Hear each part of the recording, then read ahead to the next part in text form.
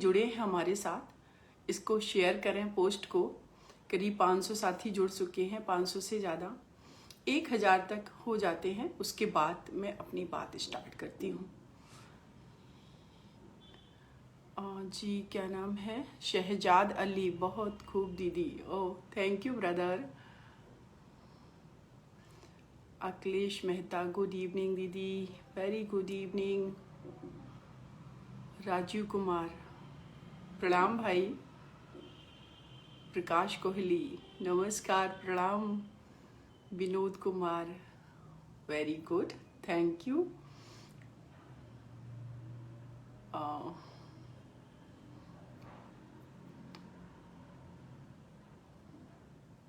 ये Bhanu ji, ma'am how are you? I am fine and you? उम्मीद है कि आप भी अच्छे होंगे। राजेश राणा, रमन जी, नमस्कार, नमस्ते। अभी मैं देख लेती हूँ कितने लोग जुड़ गए हैं। या देखिए, आप लोगों ने देखा होगा मैं कभी भी बिंदी नहीं लगाती हूँ, लेकिन मुझे लगता है कि हमारे देश को आज़ाद होने के बाद ये जो आज का दिन है ये बहुत महत्वपूर्ण है।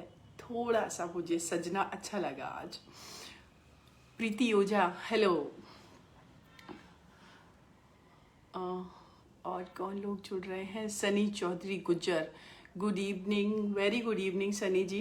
Divya, very good evening Divya ji. आप अच्छी हैं, आपकी कविताएं पढ़ती हूँ मैं बहुत अच्छा लिखती हैं आप। या Saurabh, very good evening. Rajeev Ranjan Bharti, नमस्कार आपको मेरी तरफ से। बेरोजगार मालवा कुमार जी, बिहार की धरती पर। Oh thank you so much. Lovely Shakya, hello. या देखिए 1000 लोग जुड़ चुके हैं, तो मैं अपनी बात स्टार्ट करती हूँ। जैसा कि हमारे देश में जब ईस्ट इंडिया कंपनी आई तो यहाँ पर व्यापार करने आई थी, और व्यापार करने हम वहीं जाते हैं जहाँ संभावनाएं होती हैं। जब ब्रिटेन से ईस्ट इंडिया कंपनी भारत में आई 600 की ईस्वी में, 1600 ईस्वी में आई, तो यहाँ पर उन्होंने अपना साम्राज्य भी स्थापित किया, जैसे कि उन्होंने व्यापार किया। लेकिन हमारा देश जब आज़ाद हुआ 1947 में, हमें आज़ादी मिल गई, और उसके बाद हमने अपना संविधान बनाने की शुरुआत की। संविधान सभा का गठन किया गया, और उस संविधान सभा में भारत के हर कोने से, हर क्षेत्र से जो प्रतिनिधि थे उन्होंने डिबेट, डिस्कशन किए। करीब 2 साल 11 माह 18 दिन बाद हमारा संविधान आज के दिन ही 26 नवंबर 1949 को बनकर तैयार हुआ। और जो संविधान हमने बनाया उसमें देखिए कि वो हमारा संविधान विश्व का सबसे बड़ा संविधान है।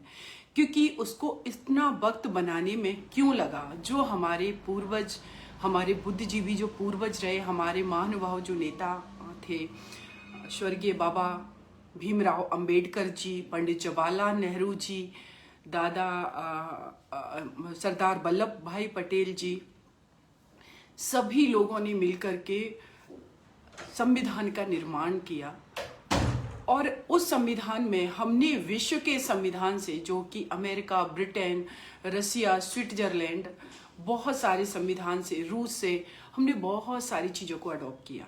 उसके पीछे कारण ये था, एज इट हमने अडॉप्ट नहीं कर लिया। उसके पीछे जो मुख्य कारण था वो ये था कि हम जो संविधान बनाएंगे वो ऐसा होना चाहिए कि वो एक परफेक्ट संविधान हो। परफेक्ट से मतलब ये कि जो अमेरिका के संविधान में कुछ कमियां हैं, अगर हम अपना संविधान बनाएंगे तो उन कमियों से सीख लेते हुए हमें उन चीज़ों को समाहित करना है जो हमारे भारत के लिए सही है, उचित है। ऐसा ही हमने ब्रिटेन के संविधान से जैसे संसदीय प्रणाली ली, या हमने अमेरिका के संविधान से मौलिक अधिकार लिए, या हमने रूस से मौलिक कर्तव्य लिए। बहुत सारा हमने डिफरेंट चीज़ें ली, और उस पर एक एनालिसिस करने के बाद इस संविधान का निर्माण किया गया। आज का वो दिन था जिस दिन हमारा संविधान लागू हुआ। आप देखेंगे कि 1940 से लेकर के 50 के दशक के बीच में जितने ही विश्व में देश आज़ाद हुए, उन देशों में हमारी ये खासियत है कि उन देशों में डेमोक्रेसी को, लोकतंत्र को बचाना मुश्किल हो गया। लेकिन हम एक विविधता वाले देश होने के बावजूद भी हमने अपने लोकतंत्र को बचाए रखना, अपने संविधान के पालन से हम आगे बढ़े। नो डाउट बहुत सारी कठिनाइयां आई, लेकिन हमने धीरे धीरे उन्नति की है। अब हम बताते हैं कि साथियों, अपने संविधान का जो मूल जो प्रियम्बल है, हमारा जो भारत का संविधान है, जिसको हम बताएंगे कि जब भी हम इसको ऐसे समझेंगे कि जब भी हम अपना एक घर बनाते हैं, घर में अगर हमारे 10 मेंबर हैं, 10 लोगों की अलग अलग डिमांड है, अलग अलग इच्छाएं हैं, अलग अलग स्वभाव है, अलग अलग उनका हाव भाव है, हर चीज उनकी अगर अलग अलग है, एक जैसे नहीं है, तो हम जब उस घर के लिए रूल रेगुलेशन बनाएंगे, कौन व्यक्ति को किसकी जरूरत है, उसके हिसाब से भी हम एक अपनी डायरी मेंटेन करके उसमें लिखेंगे। अगर नहीं भी लिखेंगे तो घर का जो मुखिया होता है वो ऐसा काम करता है, वो सबकी जरूरतों का ध्यान रखता है। वैसा ही हमने अपने संविधान में किया। और जब भी, जैसे हम घर की बात करें कि जब भी समय आगे बढ़ता है, नए नए इन्वेंशन होते हैं, नई नई चीज़ें आती हैं, तो हम बीच बीच में अमेंडमेंट भी करते जाते हैं। तो उसी तरीके से हमारे भारत के संविधान में 100 से ज़्यादा संशोधन हो चुके हैं। हमने इसको कठोर भी बनाया कि कोई इस संविधान का दुरुपयोग ना कर सके। हमने इसको लचीला भी बनाया, जिससे इसमें फ्लेक्सिबिलिटी इतनी रहे कि समय टू समय इसमें जब बदलाव समाज में आते हैं, नए नए इन्वेंशन होते हैं, नए नए आवश्यकताएं उत्पन्न होती हैं, तो उसको हमने इतना लचीला बनाया कि उस संविधान में हम संशोधन करके उन परिस्थितियों के साथ, उन आधुनिक चीज़ों के साथ अपने आप को जोड़ सकें। तो मैं साथियों अपने संविधान की जो उद्देशिका है उसको पढ़ रहे हैं कि जब हमने 1949 में 26 नवंबर 1949 में ये संविधान बनाया अपने लिए, तो जो उसकी उद्देशिका थी, जब भी कोई दस्तावेज लिखा जाता है, जब भी कोई राइटर अपनी किताब लिखता है, जब भी हम पॉलिटिकल साइंस या किसी भी चीज़ का जब हम लेखन करते हैं, तो उसमें हम सबसे पहले ये बताते हैं, एक तो उसके टाइटल से पता चलता है कि ये किस पर्पस से किताब लिखी गई होगी, या हम उसमें एक उद्देशिका बनाते हैं और उस उद्देशिका में हम ये वर्णित करते हैं कि इस किताब का उद्देश्य क्या है। वैसे ही हमने अपने संविधान में जो चीज़ें लिखित रूप में व्यक्त की, उनमें ये समाहित किया कि उद्देश्य का, जिसका उद्देश्य क्या है, पर्पज क्या है। तो उस उद्देश्य को हम बताते हैं। उसमें जो पहली लाइन है, हम भारत के लोग, अर्थात हम भारत के लोगों ने ये संविधान बनाया है अपने रिप्रेजेंटेटिव, अपने प्रतिनिधियों के माध्यम से। हम भारत के लोग भारत को एक संपूर्ण, प्रभुत्व संपन्न, समाजवादी, पंथ निरपेक्ष, लोकतंत्रात्मक गणराज्य बनाने के लिए तथा उसके समस्त नागरिकों को सामाजिक, आर्थिक, राजनीतिक न्याय दिलाने के लिए तथा सामाजिक, आर्थिक, राजनीतिक न्याय दिलाने के लिए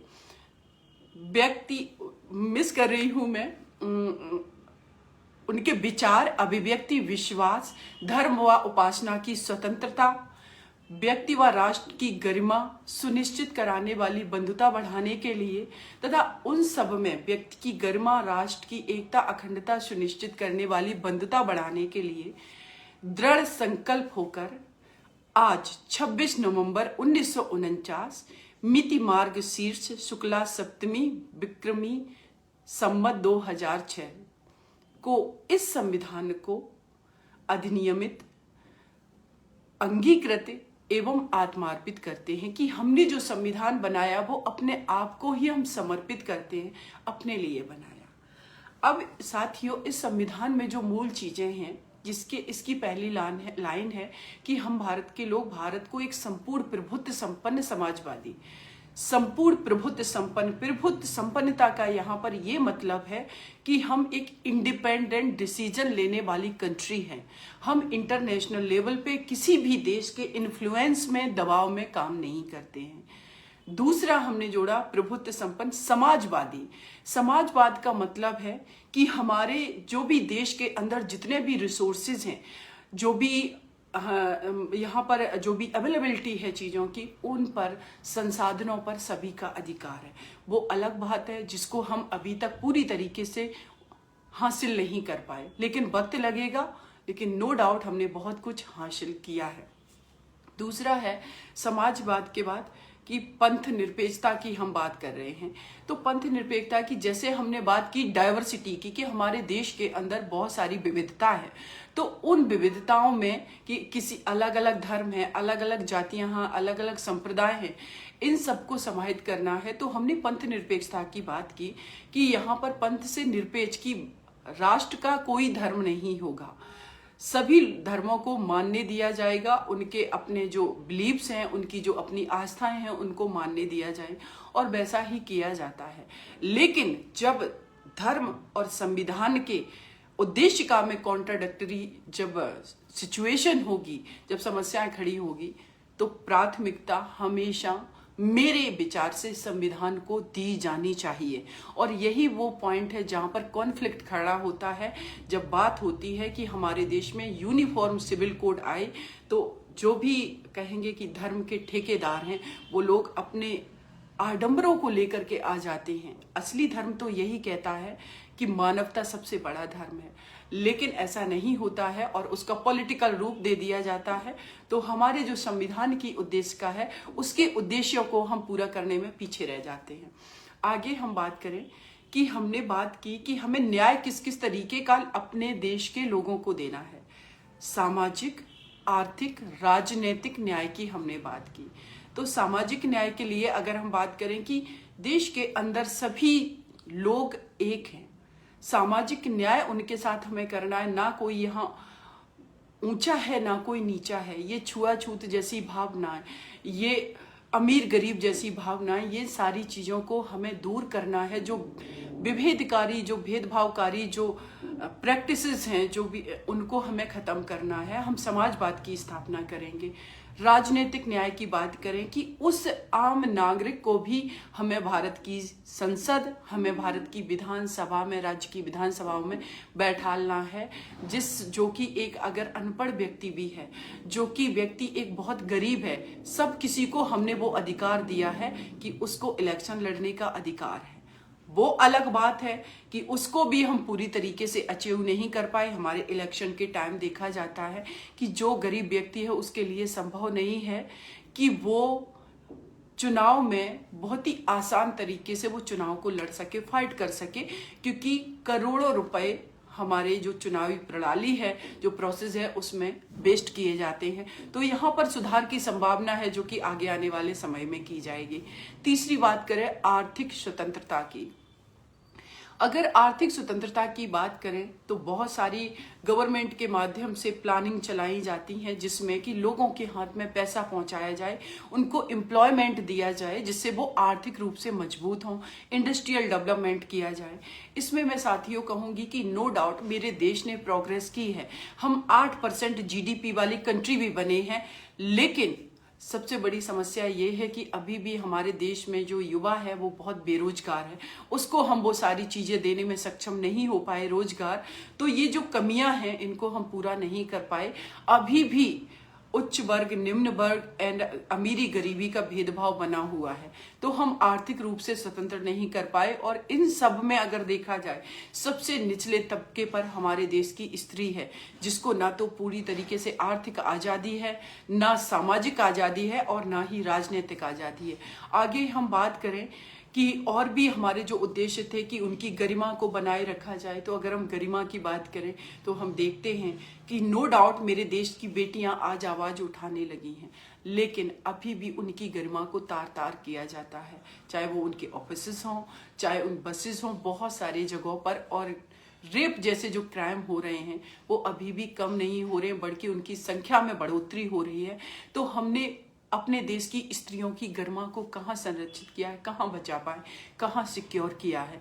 तो ये जो कमियां हैं, हालांकि पहले का जो दौर था उससे हम बहुत बेटर स्थिति में आए हैं, लेकिन जो अभी चैलेंजेज हैं इनको दूर करने के लिए हमें प्रतिबद्ध होना है। और उसके अलावा हम बात करें कि जो भी लोगों की अभिव्यक्ति की आज़ादी है, आर्टिकल 19 हमारा संविधान का कहता है कि हर व्यक्ति को अपनी बात रखने का अधिकार है, अपनी अभिव्यक्ति की आज़ादी है। तो ये अभिव्यक्ति की आज़ादी को बचाए रखने के लिए नो डाउट कि बहुत कहेंगे कि लोग अपनी बात रखना शुरू किया है, सोशल मीडिया के तमाम प्लेटफॉर्म हैं। लेकिन ये भी है कि एक तो गवर्नमेंट की तरफ से भी कंट्रोल किया जाता है, लेकिन अगर स्त्रियों की बात करें तो उनको ट्रोल किया जाता है। लेकिन फिर भी हम इंडिपेंडेंट तरीके से, हमें प्रोटेस्ट करने का अधिकार है। लेकिन आज एक बात का दुख है, इतनी सर्दी में हमारे हरियाणा, चंडीगढ़ के जो हमारे कृषक हैं, जो हमारे किसान हैं, दिल्ली कूच कर रहे थे। तो ऐसा नहीं लगता है कि आर्टिकल 19 का जो पीसफुल तरीके से प्रोटेस्ट करने का, अपनी अभिव्यक्ति की आज़ादी का जो अधिकार है उसका प्रयोग करने के लिए हमारे संविधान ने ये अधिकार आम नागरिक को दिया, उसको छीना नहीं जा रहा है। इतनी सर्दी में उन हमारे 75 साल के जो हमारे बुजुर्ग दादा परदादा की उम्र के लोग हैं, उनके ऊपर पानी की बौछारें इतनी तेज की जा रही हैं, कितनी उनको सर्दी लग रही होगी, उन्होंने क्या बिगाड़ा है। आज सोचिए कि जिस गर्मियों का जब सीजन आता है तो इसी दिल्ली में पानी की समस्या होती है। लोग अपने अपने घर से बकेट लेकर के 7-7, 8-8 घंटे जो पानी, जो एमसीडी का जो पानी आता है, टैंक आता है, उसके सामने वेट करते। और आज उसी पानी का वेस्टेज आप किसके लिए कर रहे हैं? उस किसान के लिए जो अन्नदाता है। आखिर उनकी मांगे क्या है, उस पर उसको सुनने में क्या हर्ज है। तो हम इस चीज की कड़ी आलोचना करते हैं कि नो डाउट हमारे संविधान के उद्देश्य को, हमने बहुत सारे उद्देश्यों को पूरा किया है, लेकिन अभी भी जिन चीजों को हमें पूरा करना है, हमारे देश को अगर विश्व गुरु बनाना है, तो संविधान की उद्देश्य का, मुझे लगता है विश्व की सबसे अच्छा संविधान की ये उद्देश्य का बहुत कुछ, अगर इनके उद्देश्यों को पूरा कर लिया जाए तो मेरे देश के युवाओं को आगे ले जा सकती है। स्त्रियों को इक्वल आज़ादी अगर दी जाए तो वो अपने आप को प्रूव करेंगी और आगे बढ़ेंगी। तो इसी उम्मीद के साथ मैं कहूँगी कि आप सभी लोगों को मेरे तरफ से आज इस संविधान दिवस की हार्दिक शुभकामनाएं। और अगर आप लोगों को मेरा ये वीडियो अच्छा लगा हो तो इसको शेयर ज़रूर कीजिएगा, और आगे फिर आप लोगों से मिलते रहेंगे। आप सभी लोगों ने मुझे सुना, इसके लिए बहुत बहुत शुक्रिया।